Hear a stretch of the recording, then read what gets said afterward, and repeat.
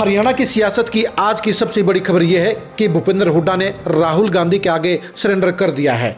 राहुल गांधी आज हरियाणा में विजय संकल्प यात्रा के आगाज के लिए पहुंचे और नारायणगढ़ में पहली रैली को संबोधित किया।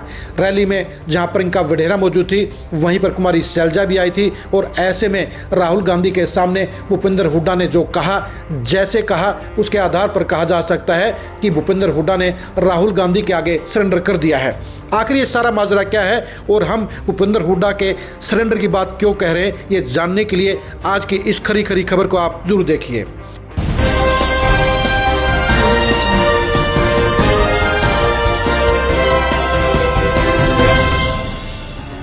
हरियाणा में सत्ता हासिल करने के लिए अब राहुल गांधी के रोड शो के जरिए कांग्रेस ने सबसे बड़ा ब्रह्मास्त्र चल दिया है। राहुल गांधी का 40 सीटों पर रोड शो करवाकर कांग्रेस सत्ता में वापसी चाहती है। यह डिपेंड करेगा कि इस रोड शो का अंजाम क्या होगा, असर क्या होगा और इसका क्या इफेक्ट पड़ेंगे। लेकिन आज की जो पहली घटना रही वो रही भूपेंद्र हुड्डा के सरेंडर की।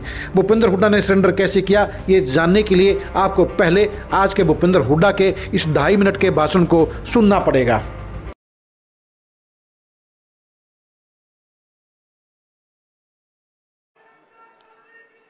हमारे सबके नेता, पूरे देश के नेता श्री राहुल गांधी जी और आज यहाँ हरियाणा में आए श्रीमती प्रियंका गांधी जी, हमारे पीसीसी के अध्यक्ष उदयभान जी, वेणुगोपाल जी, यहाँ से पूर्व सांसद व अब सिरसा से सांसद हमारी बहन शैलजा जी और यहाँ से सांसद वरुण मलाना जी, यहाँ से विधायक शैली जी और वर्किंग प्रेसिडेंट कांग्रेस के हरियाणा के रामकिशन जी जो संचालन करे, उपस्थित मेरे बुजुर्गों, नौजवान साथियों, वह सम्मानित मंच, मातृशक्ति।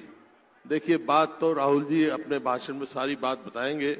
मैं तो एक ही बात कहना चाहता हूं कि जब राहुल जी ने यहाँ हाथ से हाथ जोड़ो यात्रा करी, देश जोड़ो यात्रा करी और उसके बाद और यात्राएं चली, उसके बाद हरियाणा में पूरी ऊर्जा हुई। चुनाव आज हरियाणा में छोटा सा प्रदेश है, लेकिन सारा देश टकटकी लगा के देख रहा है इधर हरियाणा के चुनाव की तरफ कि हरियाणा के लोग क्या फैसला लेते हैं। क्योंकि हरियाणा के जो लोग फैसला लेते हैं, दिल्ली में भी वही फैसला होता है। तो आज समय है आया कि आज हर जगह हम बदले। एक ही बात कह के अपना स्थान लूंगा, पूरे हरियाणा में एक ही आवाज है, कांग्रेस आ रही है, भाजपा जा रही है। 36 बिरादरी ने मन बना लिया है कि हरियाणा में अब की बार कांग्रेस सरकार और राहुल गांधी जी के हाथ मजबूत करेंगे हरियाणा। मैं विश्वास दिला सकता हूं राहुल जी को कि हवा कांग्रेस के पक्ष में है। हरियाणा में कांग्रेस की सरकार बनने जा रही है आपके नेतृत्व में और ये आवाज पूरे देश में उठ के जाएगी। इन्हीं शब्दों के साथ बहुत बहुत धन्यवाद। जय हिंद। भूपेंद्र हुड्डा के इस भाषण को गौर से सुना होगा तो आपको एहसास हो गया होगा कि भूपेंद्र हुड्डा के आज के इस भाषण में कहीं पर भी उनका पुराना रवैया नहीं था, पुराना स्टैंड नहीं था, पुरानी बॉडी लैंग्वेज नहीं थी, पुरानी वर्डिंग नहीं थी और पुराना एटीट्यूड नहीं था। आज भूपेंद्र हुड्डा राहुल गांधी के सामने बिछे हुए थे। वो राहुल गांधी की अगुवाई में सरकार बनाने की बात कर रहे थे, वो राहुल गांधी की अगुवाई में चुनाव लड़ने की बात कह रहे थे, वो राहुल गांधी को सबसे बड़ा और सबका नेता बता रहे थे। वो राहुल गांधी के बलबूते पर हरियाणा में सरकार बनाने की बात कर रहे थे। यानी भूपेंद्र हुड्डा के भाषण में सब कुछ अगर था तो था राहुल गांधी। राहुल गांधी को खुश करने के लिए एक बार फिर से भूपेंद्र हुड्डा ने हर मुमकिन कोशिश की।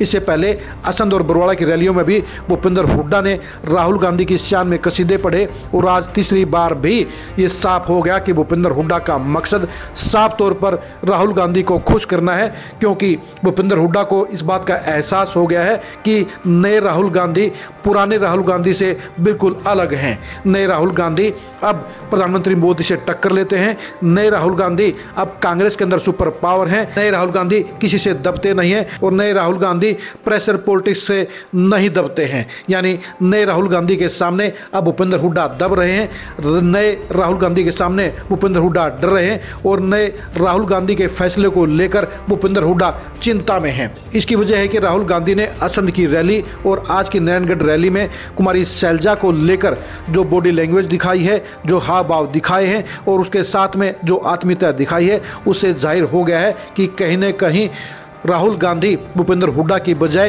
कुमारी शैलजा के साथ किसी सेटिंग को आगे बढ़ा रहे हैं, उनके साथ में खुश मिजाज दिख रहे हैं और चुनाव परिणाम के बाद वो कोई ऐसा फैसला ले सकते हैं जो 2005 के प्रकरण की दोहराई को अंजाम दे सकता है। जिस तरह से 2005 में भजनलाल की दावेदारी को तोड़कर हुड्डा को सीएम बनाया गया था, इसी तरह का नज़ारा इस बार भूपेंद्र हुड्डा के साथ भी हो सकता है। यानी राहुल गांधी ऐसा फैसला ले सकते हैं जिसके बारे में भूपेंद्र हुड्डा के लिए चिंता की बात बनती है, क्योंकि अगर भूपेंद्र हुड्डा की बजाय कुमारी शैलजा को मुख्यमंत्री बना दिया गया तो ऐसे में भूपेंद्र हुड्डा और दीपेंद्र हुड्डा दोनों की सियासत का खात्मा हो जाएगा और राहुल गांधी आज जिस पोजीशन में खड़े हैं उस पोजीशन में किसी भी सूरत में भूपेंद्र हुड्डा बगावत नहीं कर सकेंगे, भूपेंद्र हुड्डा तोड़फोड़ नहीं कर पाएंगे और ऐसे में उनको भी सरेंडर करना पड़ेगा। और इसलिए उन्होंने उसमें के सरेंडर करने से बजाय पहले ही सरेंडर कर दिया है। वो इन हालात में पहुंच गए हैं कि राहुल गांधी जो करेंगे वो उन्हें मंजूर होगा,